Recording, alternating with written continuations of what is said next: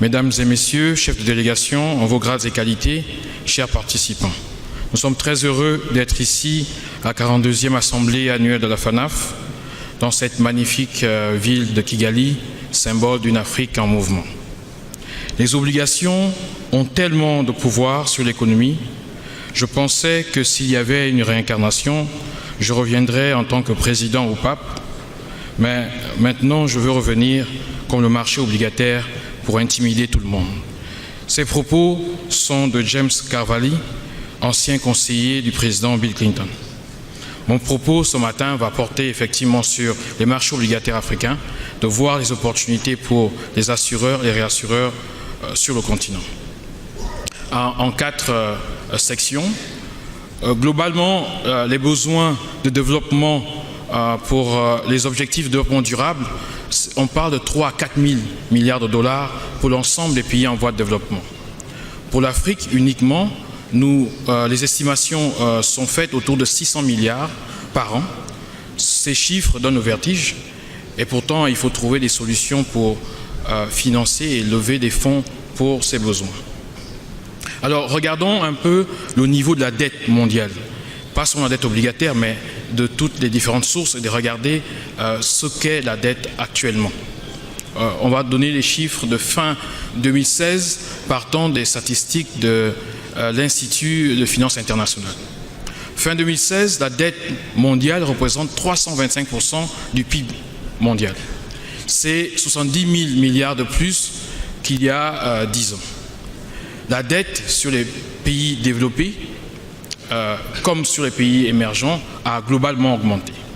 Donc vous voyez bien que sur les pays émergents, les pays en développement, cette dette entre 1996 et 2016 a été multipliée par 8. Ce qui est intéressant, c'est de voir que l'accélération de l'endettement dans les pays émergents, les pays en développement, se fait davantage en monnaie locale. Et cela devrait vous rappeler la crise de la dette que nous avons connue au début des années 80. Donc, après les indépendances, nous sommes lancés dans des programmes de transformation de nos économies, industrialisation, développement des infrastructures, et nous avons beaucoup emprunté à l'extérieur parce que nous n'avions pas les capitaux et l'épargne nécessaires. Le marché s'est retourné fin deuxième moitié des années 70, une charge de la dette exponentielle pour nos économies, et nous sommes rentrés pendant 2 décennies dans des programmes d'ajustement structurel. Cette fois-ci, nous voyons que davantage cet endettement se fait en monnaie locale à travers les différents pays en développement. Alors ici, je vous donne un peu un indice qui est préparé par Standard Bank qui vous montre l'évolution des spreads sur les eurobonds africains. Alors, je m'explique, c'est la prime de risque qu'un investisseur va avoir sur un eurobond des marchés africains, des pays africains, vis-à-vis de l'actif sans risque de référence qui est le bond des États-Unis, ici pour ce cas le bond à 10 ans. Lorsque vous regardez, bien sûr c'est une moyenne et vous avez des situations différentes entre les pays.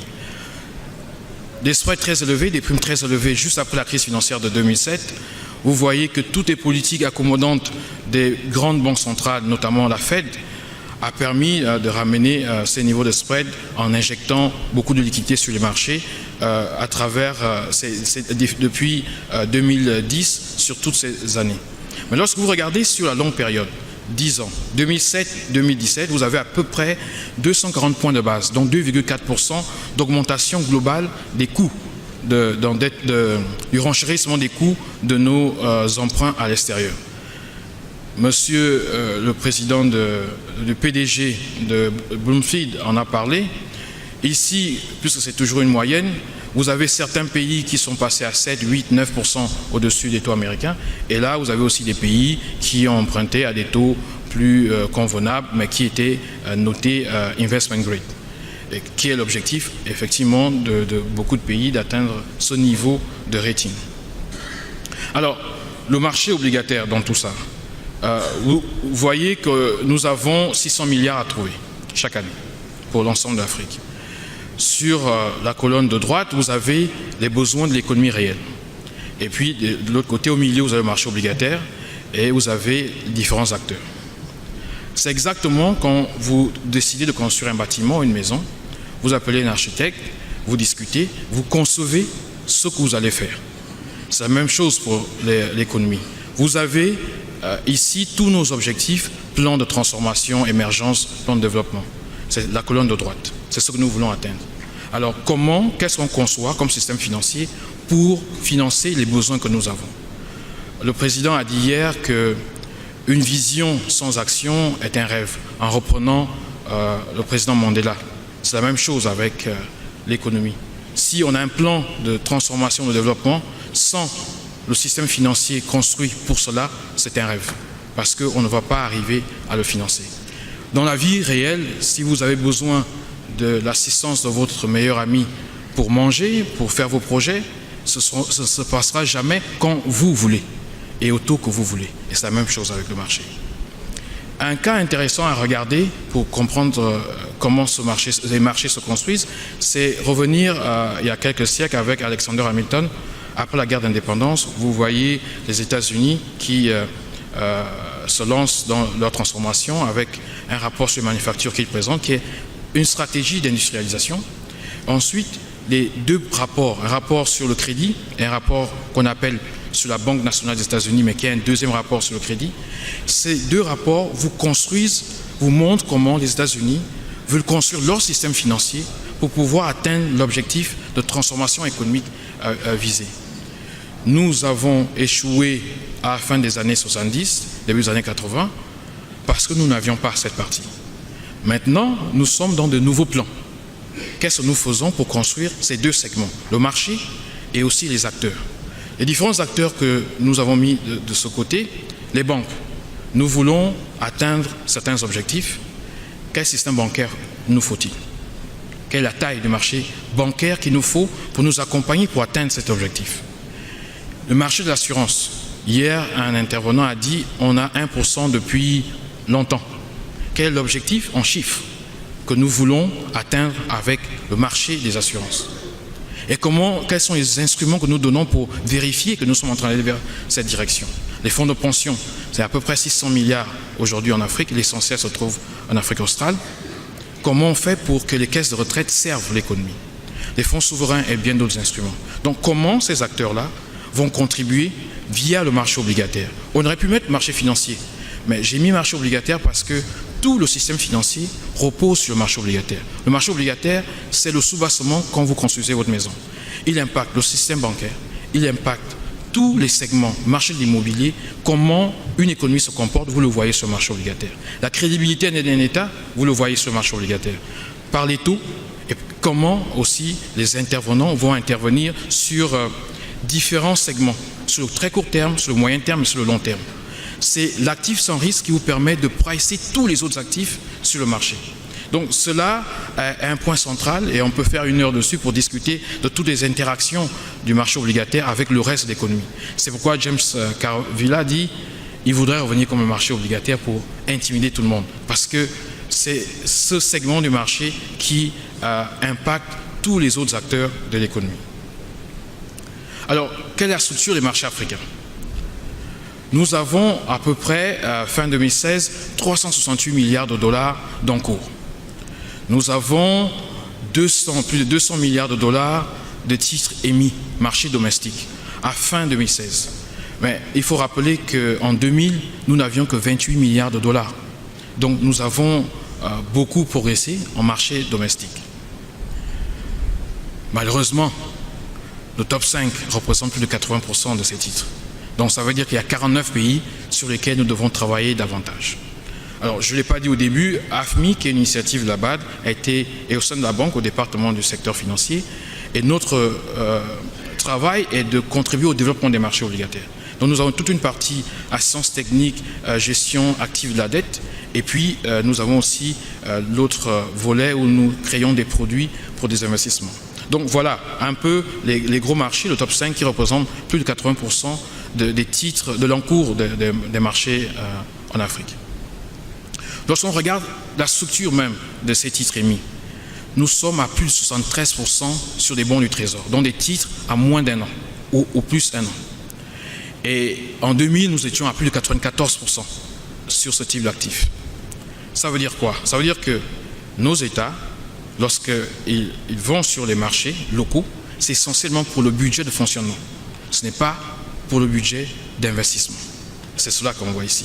Donc tout le travail des agences comme UEMOA Titres et d'autres partenaires, c'est de contribuer à aider à allonger la courbe des taux et à rendre le marché plus dynamique. Nous le faisons au niveau du continent. Dans la zone UEMOA, nous travaillons avec eux pour que cela soit quelque chose qu'on peut voir réaliser assez rapidement. Nous avons travaillé avec le Maroc et d'autres pays et nous voyons qu'il y a déjà beaucoup de progrès dans ces pays-là. Alors, ce tableau, c'est pour montrer un peu les progrès. Alors, le bid-ask sur les titres, un peu, c'est la prime entre l'offre d'achat et de vente. Il y a quelques années, nous étions autour de 200-300 points de base. Donc, c'était cher. Aujourd'hui, ces niveaux, ces écarts sont très faibles. Ça veut dire que la liquidité, elle est là. C'est comme ça qu'on mesure la liquidité. Vous voyez le bid-ask entre les titres. Et regardez bien les marchés que j'ai cités ici. Ce sont des marchés, il n'y a pas de pays de la zone francophone. Ça montre que voilà les marchés qui sont le plus avancés. Et donc, il faut un travail au niveau des pays de la zone CEMAC et UEMOA. Vous avez la même chose sur le FX, donc le change. Vous voyez aussi que le bid-ask aussi est assez rétréci, ce qui est intéressant. Le turnover, donc le niveau par jour des transactions sur le marché obligataire, il a évolué positivement. Avant, on avait des montants très petits, ce qui était un frein pour beaucoup d'investisseurs de venir avec des petits tickets. Et là, nous avons des volumes un peu plus intéressants, quelques centaines de milliers de dollars dans les marchés les plus avancés. Nous espérons que dans quelques années, lorsqu'on va remontrer cela, ce sera zone UEMOA, zone CEMAC aussi seront sur le tableau. Alors, quelques opportunités pour les assureurs. Regardons un peu ce qui se passe à l'international. Monsieur Diouf l'a dit ce matin, tout ce qui est en bleu, que ce soit aux États-Unis, en Asie orientale, en Europe, tout ce qui est en bleu, ce sont les marchés obligataires. Le placement naturel des assureurs et des réassureurs sur le marché obligataire. Vous l'avez en bleu ici, à l'international. Et ici, vous avez à peu près la taille un peu des marchés obligataires vis-à-vis des actifs qui sont dans le marché des assurances. Vous voyez au Japon, en Corée, les États-Unis aussi, la taille du marché des assurances qui est déjà énorme, mais est plus petite que la taille du marché obligataire. Le marché obligataire peut l'absorber. Et vous avez dans certains pays d'Europe, la majorité, vous avez le nombre d'actifs du marché des assurances qui dépasse ce qui est présent sur le marché obligataire. Et il y a différentes études qui montrent que les pays qui ont des marchés obligataires plus développés, lorsqu'il y a une crise financière, se réajustent plus rapidement. Vous avez le même phénomène en Afrique. Vous avez des marchés où le total des actifs du marché des assurances dépasse le marché obligataire. Et la grande majorité des pays, vous avez le nombre d'actifs du marché d'assurance qui reste assez faible par rapport au gros volume des marchés obligataires. Alors ici, c'est intéressant. Ce matin, M. Diouf en a parlé en disant on voit une croissance en Afrique, on parle des dividendes démographiques, mais on voit que les primes baissent. Alors, on va revenir un peu rapidement sur le dividende démographique. C'est une analyse ex post de deux professeurs de Harvard, Bloom et Canine, qui analysent ce qui s'est passé lors de la transformation des pays asiatiques, le miracle asiatique. Et ils voient qu'en dehors des politiques volontaristes, il y avait un aspect, une structure de leur population qui avait aidé cela. Il y avait plus d'actifs, de jeunes actifs, que de personnes dépendantes, donc jusqu'à 15-20 ans et au-delà de 64 ans. Cette population-là était inférieure aux jeunes actifs. Et nous allons avoir cela parce que nous allons passer à 2,5 milliards en 2050, ensuite à 4 milliards à la fin de ce siècle. Jusque-là, tout va bien. Mais même si nous avons plus de jeunes actifs, s'ils ne travaillent pas, on n'aura pas les primes qui vont augmenter aussi vite que ce que nous sommes en train de voir au niveau de la croissance. Donc il faut que ces jeunes travaillent. Donc le défi, en fait, c'est celui de la croissance. Permettre que cette croissance soit inclusive et que le secteur du métier de l'assurance grossisse en même temps que la performance économique des différents États. Alors, quelques défis dans la zone CIMA, FANAF, certains ont été rappelés ce matin. On a la possibilité d'aller jusqu'à 50%, on est autour de 15-18% sur les émissions, donc il y a un travail à faire ici. Il y a la question des maturités. Les assureurs veulent des papiers de 7 ans et plus. Il y a très peu de papiers de ce niveau-là. Donc, c'est un lien avec toute la gestion de la dette, toute l'organisation de la politique d'endettement et de la construction du marché dans les pays. Il y a toutes les questions liées aux investissements transfrontaliers, fiscalité, politique de change, et bien sûr, peu de véhicules qui permettent d'avoir plusieurs produits. Et bien sûr, la question de la couverture des risques de change. Donc, voilà des questions qui émanent un peu de l'échange avec la CIMA au mois d'octobre. Nous avons recueilli un peu les points soulevés par les compagnies d'assurance. Alors, la banque, en tant que premier partenaire financier et technique des États, a vu ce gap et s'est dit, bon, on va monter un produit qui va permettre aux États de trouver, et aux compagnies d'assurance de trouver un instrument qui leur permet de financer l'économie réelle via les marchés.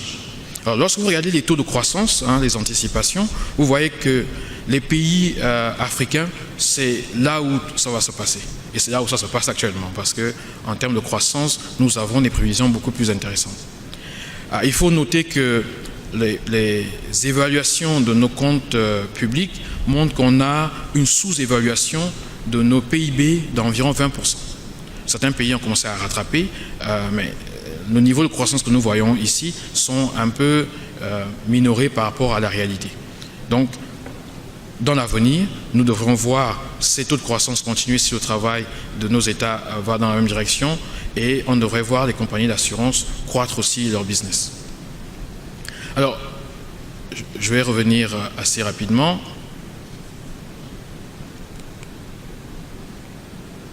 Ici, vous montrez un peu les conditions sur les marchés. Regardez les rendements des titres africains. Vous avez à 2 chiffres, des taux très intéressants. Pendant ce temps, nous plaçons notre argent à l'étranger à des taux de 0 ou 1%. Les rendements, en lien avec ce que je viens de dire, sont beaucoup plus intéressants en Afrique. Et vous avez la faible corrélation des devises africaines qui, ces deux éléments mis ensemble, vous donnent des atouts en termes de qualité d'investissement sur le continent. Alors, qu'est-ce que nous avons fait? Nous avons rencontré différents investisseurs domestiques et internationaux. Ils nous ont dit, l'Afrique, oui, c'est 54 pays, mais comment accéder au marché? Donc, la question de l'accès. La liquidité. Le problème dans nos nouveaux marchés en Afrique, c'est que dès qu'on achète un titre, on n'a jamais l'occasion de trouver une offre en face pour trader. Donc, buy and hold. Régulation, vous avez 29 bourses, 29 bourses. En dehors de ces bourses, vous avez même des plateformes à part pour les marchés obligataires. Comment comprendre ça? Celui qui est à Casablanca, il ne va pas comprendre ça pour toute la sous-région. Celui qui est à Tokyo, c'est encore un cauchemar pour lui. Est-ce que le profil de rendement est intéressant? Nous venons de le voir, 2 chiffres dans certains pays. Les coûts de transaction sur tous ces marchés sont aussi élevés. Alors, qu'est-ce que nous avons fait? Nous avons regardé tout cela et nous avons monté un fonds qui est un ETF, un fonds indiciel, qui est construit sous un indice qui est Ababi et qui est sous le terminal Bloomberg. Je vais vous montrer quelques caractéristiques de cet indice. Il capture tous les marchés les plus liquides en Afrique. Pourquoi liquide? Parce que nous savons, particulièrement pour les réassureurs, que vous voulez mettre dans des actifs où vous pouvez tout de suite quitter le marché lorsque vous avez un engagement. Vous devez répondre à l'engagement, on ne va pas dire, voilà, on ne va pas dénouer la transaction parce qu'on est sur un titre où il n'y a pas d'offre en face. Donc nous avons les titres les plus liquides en Afrique. Nous regardons leur performance. Nous avons monté l'indice avec Bloomberg. Ce sont eux qui décident l'inclusion ou pas des pays. Comme ça, on n'a aucun problème. Ce n'est pas un indice politique où il faut appeler pour dire pourquoi je ne suis pas dedans. C'est un indice de marché. Donc, il est en dollars et il est disponible sur n'importe quel terminal Bloomberg. Je vous le montre tout de suite. Vous l'avez une press release de ce matin où nous vous indiquons que nous avons 3 sous-indices maintenant en dehors de celui-ci. donc avec tous les pays, avec un indice capé, avec un indice en Afrique du Sud. Lorsque vous regardez en vert, vous voyez que tout est en vert là. Regardons la performance de cet indice. Les pays qui sont dans l'indice, c'est l'Afrique du Sud, c'est l'Égypte, c'est le Nigeria, c'est le Kenya, c'est le Ghana, c'est la Zambie, c'est la Namibie et le Botswana. Donc la condition pour être dedans, il faut avoir des prix, et des prix disponibles à tout moment. Et lorsque vous regardez la performance de cet indice, celui qui regarde ça de janvier à janvier, donc janvier l'année dernière à janvier cette année, la performance est à 26%. Et là, c'est en dollars. Lorsque vous regardez à date, donc lorsque j'ai pris la photo Bloomberg, lorsque je faisais la présentation, la moyenne des rendements de mon portefeuille qui était là était à 12,4%, si je peux voir ici. Donc vous voyez que nulle part vous n'aurez ça en dollars. Bien sûr, il y aura quelques coûts de transaction, mais ça va vous donner à la fin de la journée des rendements qui sont beaucoup plus intéressants que ce que vous trouvez dans d'autres produits. Juste pour revenir, le fonds lui-même qui replique cet indice, il est basé, on l'a enregistré à l'île Maurice l'année dernière. Nous avons déjà un réassureur qui a investi, donc qui nous a rejoints. Nous commençons des discussions avec 2 autres réassureurs la semaine prochaine, avec leur comité, leurs équipes techniques. Et bien sûr, nous avons des banques qui sont intéressées. Alors, notre philosophie, comme on l'a fait avec d'autres produits, nous créons en tant que BAD, parce que nous voyons qu'il y a un gap sur le marché, nous voyons comment ça fonctionne, et puis on laisse les acteurs prendre le relais. C'est notre rôle de créer des instruments qui sont intéressants pour nos économies, mais ce n'est pas notre rôle de rester et de continuer à suivre. Donc, essentiellement, les rendements viennent des coupons, des mouvements des taux d'intérêt, des fluctuations des devises. Alors, pour conclure, on va dire que cet instrument que nous présentons a une opportunité de capturer des rendements intéressants, à 2 chiffres, comme vous avez vu. C'est une opportunité de diversification parce qu'il couvre plus de 70% du marché obligataire africain.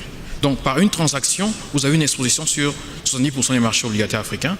Et comme c'est un indice, comme on dit, Enhanced ETF, donc un indice à améliorer, un fonds initial amélioré, on va avoir 20% de gestion active et qui vont permettre de monter les 70% à plus de 80% de la couverture des marchés africains.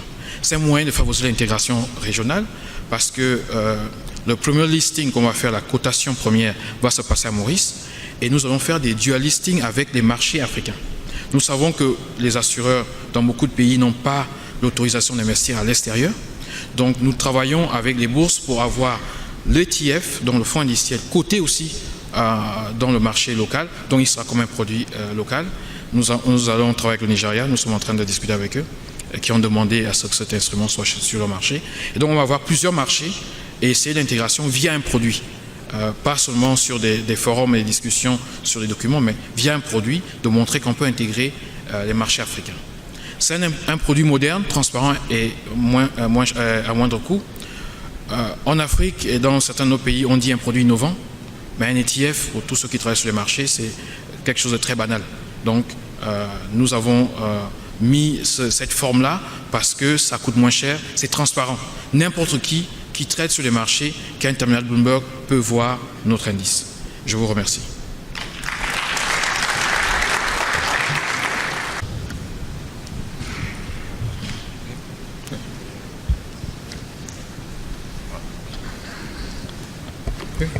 Merci beaucoup et félicitations pour cette formidable innovation en Afrique. Je pense que c'est important qu'on travaille sur le développement de nos marchés financiers.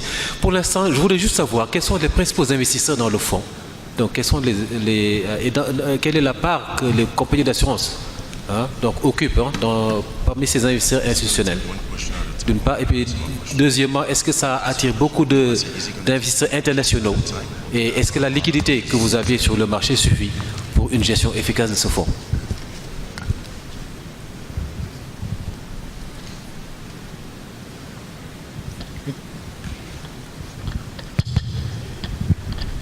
Merci M. Mbeng pour la présentation. Ma question s'articule sur 2 points. On comprend bien au regard de votre présentation l'importance du développement du marché obligataire, mais on note un manque criard d'accès à l'information et aux données sur le marché de la dette. Donc qu'est-ce qui peut être fait pour pallier à ce problème? Et le deuxième point, c'est sur le développement des marchés obligataires. Est-ce que quelque chose peut être fait au niveau de la courbe des taux? Un exemple peut-être ce serait de rallonger la maturité des titres obligataires, passer au-delà de 7 ans ou aller plutôt à 10-20 ans. Je pense que ça pourrait plus intéresser les compagnies d'assurance et de réassurance. Merci.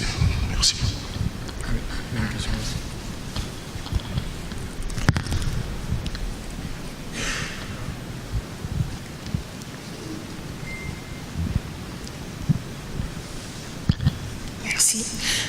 Soraya Diallo, agence Bloomfield. Alors, ce que j'ai compris depuis ces derniers jours sur les différents panels, c'est que de plus en plus, le métier de la finance dans les assurances devait aller vers une gestion un peu plus précise des actifs, une gestion de la trésorerie, notamment à partir de placements sur les marchés. Donc, vu que vous avez une vision un peu plus transversale, disons, de ce qui se passe sur le marché africain, je voulais connaître un peu votre perception de la dynamique de la gestion des actifs en Afrique. Ok, merci. Vous avez notre contact. On sera tout à l'heure avec moi titre après le déjeuner. On pourra continuer les échanges. Je vais répondre à ces questions, comme ça je vais laisser le temps pour le déjeuner. Alors je vais commencer par la dernière question. Gestion d'actifs sur le continent, nous sommes à peu près à plus de 600 milliards de dollars. Et les 2/3 se trouvent en Afrique du Sud. Ensuite, vous avez le Nigeria, vous avez les pays autour de l'Afrique du Sud, vous avez aussi au Maroc. Alors qu'est-ce qu'on constate? C'est que lorsque dans les pays, il y a eu des réformes des retraites, des caisses de retraite, des fonds de pension, pour donner une gestion professionnelle, notamment avec la méthode par capitalisation. Cela a renforcé ce type d'activité. Lorsque dans les marchés d'assurance, on a donné aux professionnels de gérer les actifs, cela aussi a contribué à développer ce métier.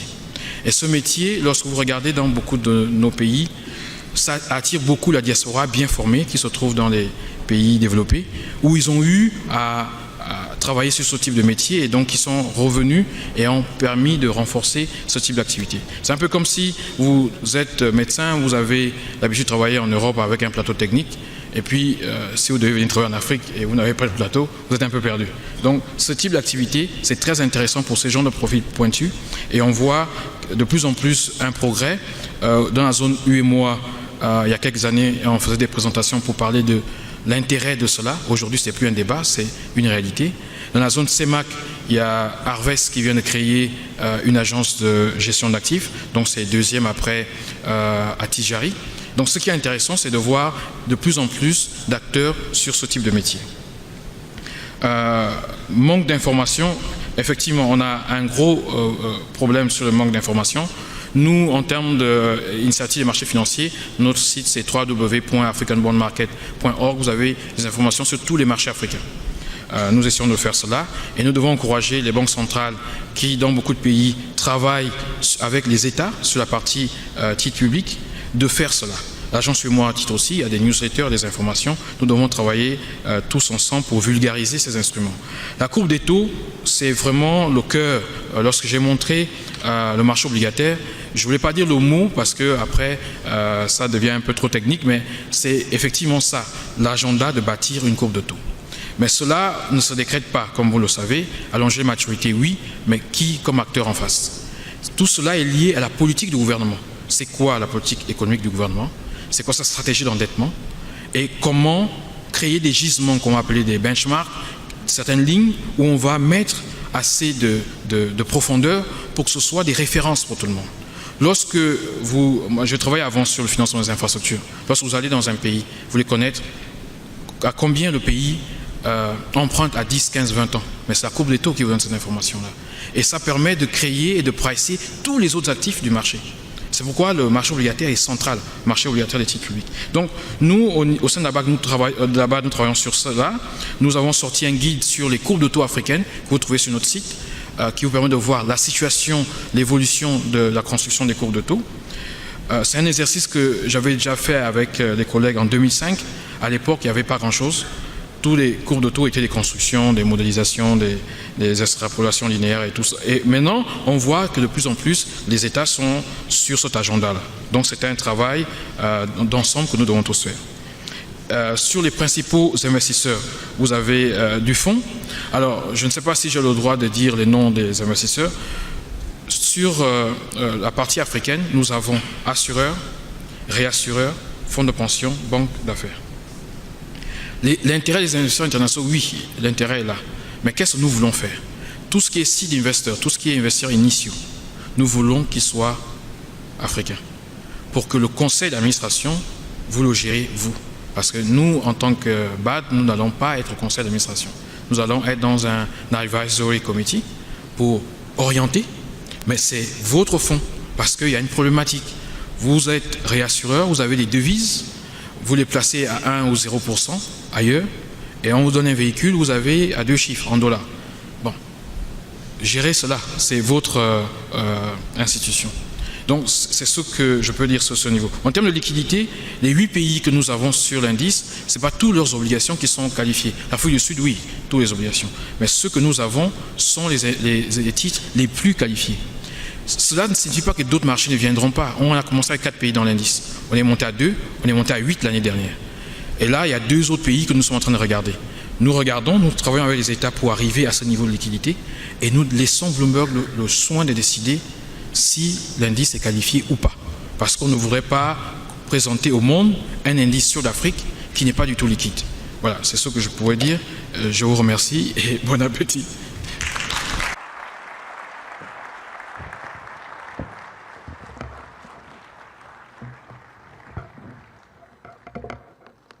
Please be seated. Mr. Dama Ndiaye, President of the Federation of African National Insurance Companies, FANAF, Chief Executives and Managing Directors, senior officials, distinguished delegates, ladies and gentlemen, our guests, let me say good morning to you and welcome to our country, and if you will, your country.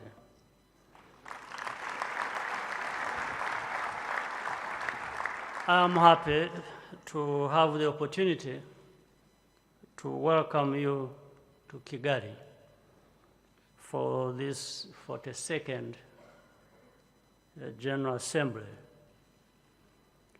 I thank all of you for making the journey, and I have also to thank the Federation for choosing to convene this meeting in Rwanda.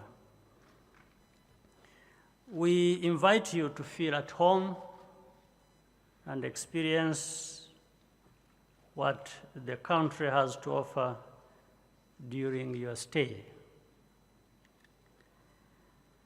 Services are the fastest growing segment of the global economy, already accounting for 70% of output and 60% of employment, according to the World Bank.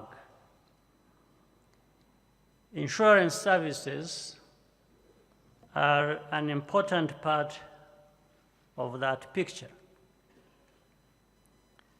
But insurance does not, or does much more than compensate for misfortune.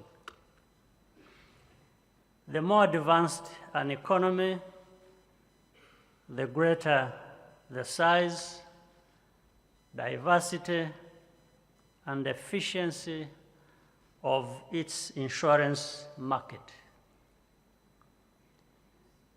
Indeed, it is fair to say that insurance underpins prosperity and innovation. Insurance products allow investors and entrepreneurs to take risks. In the United States, around 1/3 of corporate debt is financed by insurers. Insurance also facilitates the growth of trust over long distances. Without it, cross-border trade would grind to a halt.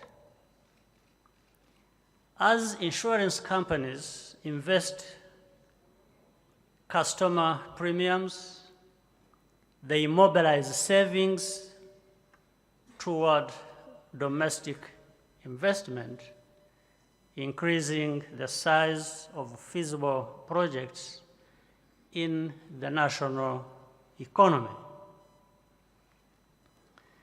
The very nature of the insurance business requires firms to take a long-term perspective in their lending than commercial banks are able to do.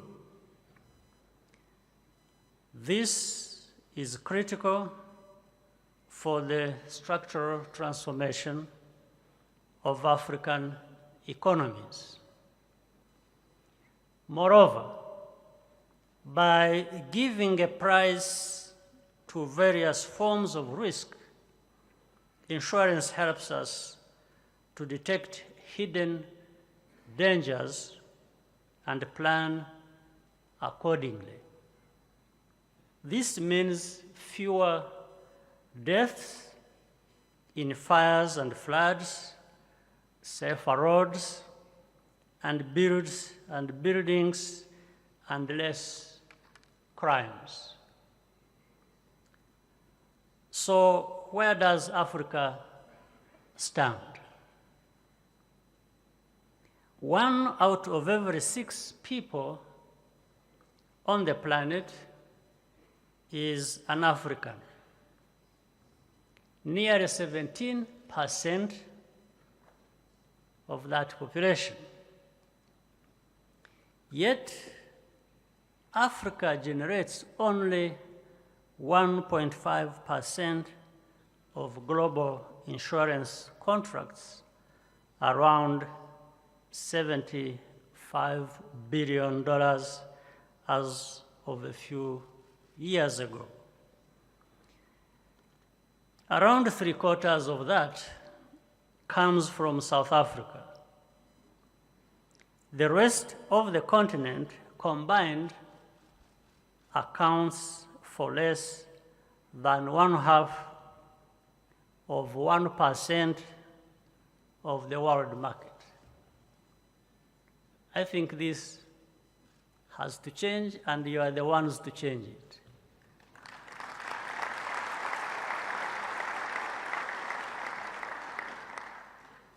The annual revenue of each of the top 15 international insurance conglomerates has generally exceeded the total value of Africa's insurance market.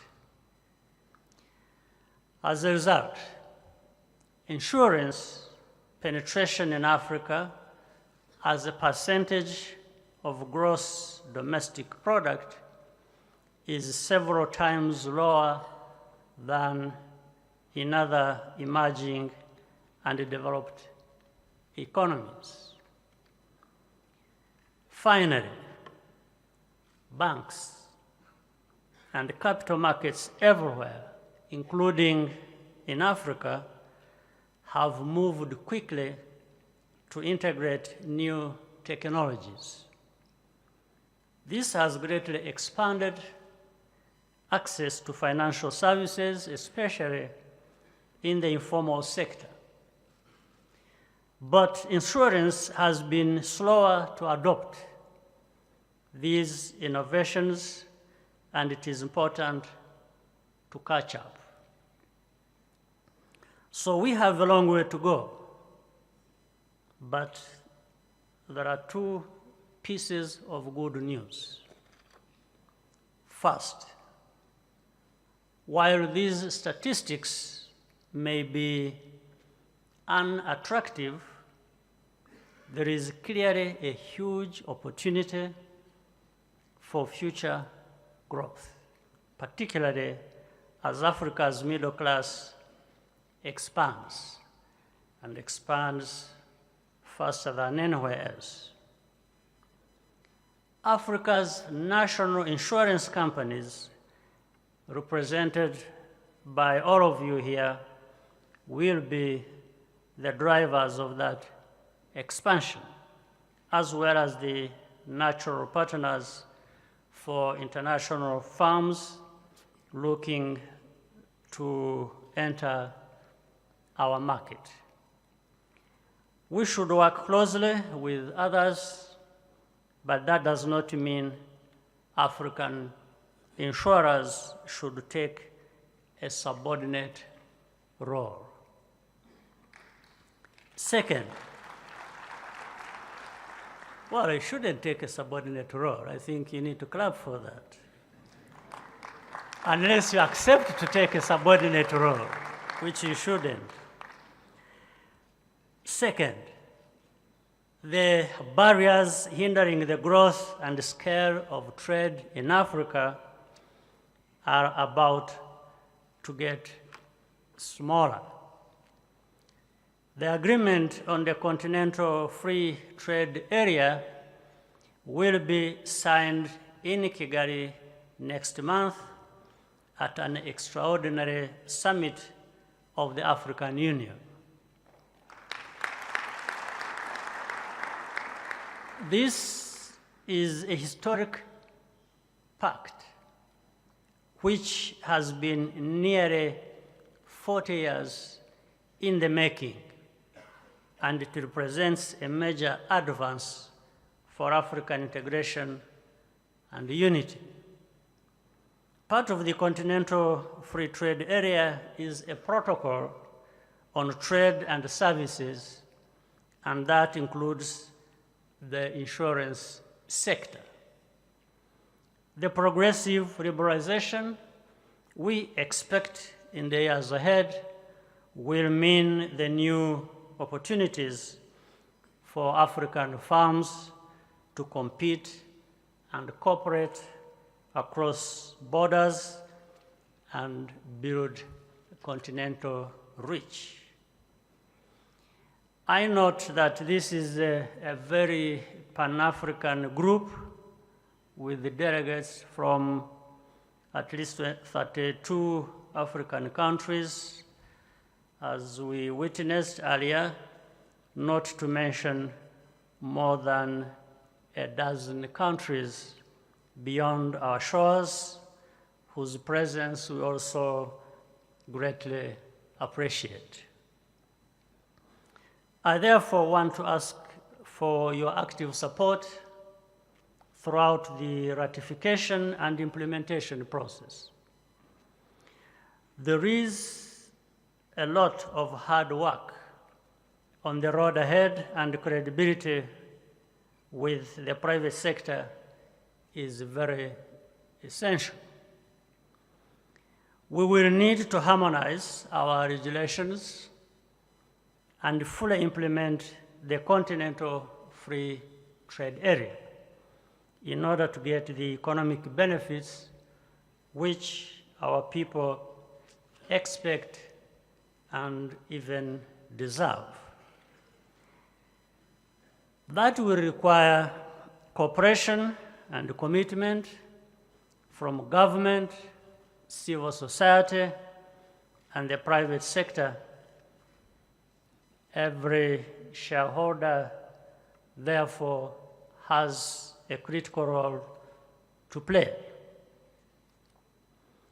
Let me end this by once again welcoming you and also wishing you productive deliberations in the years ahead, and I hope you will enjoy your stay. I thank you very much for your kind attention.